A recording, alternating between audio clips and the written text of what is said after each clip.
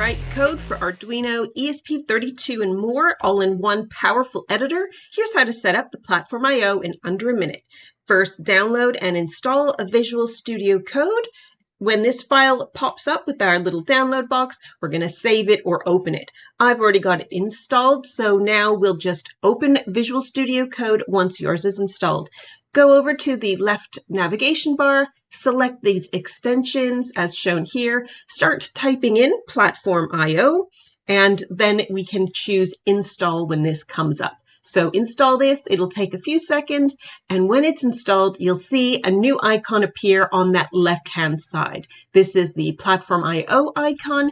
Give that a click, and this will open our editor. So that's it. You're ready to build projects for Arduino ESP32 and more.